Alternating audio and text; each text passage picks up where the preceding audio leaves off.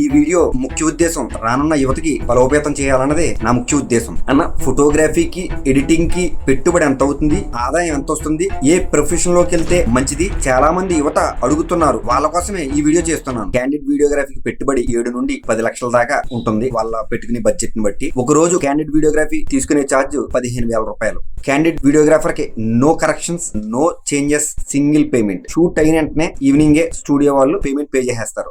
అదే video editing అయితే 5 నుండి 7 లక్షల పెట్టుబడి అవుతుంది. అంటే సిస్టమ్ కి 3 లక్షలు, అలాగే ఏసీలు, ఇంటీరియర్, ఇన్వర్టర్ లో, కౌంటర్స్, ఇలా వగేరా వగేరా అన్ని కలిపి మీకు 5 నుండి 7 లక్షలు ఒక ఆఫీస్ పెట్టాలంటే అవుతుంది. ఒక రోజు తీసిన క్యాండిడ్ వీడియోగ్రఫీ లాగ్ 4K వీడియో ఎడిట్ చేయడానికి 3 రోజులు సుమారు పడుతుంది. అంటే రోజుకి 2,000 రూపాయలు మాత్రమే మనం సంపాదించగలుగుతున్నాం 6 లక్షల రూపాయల వీడియో ఎడిటింగ్ పెట్టుబడి మీద.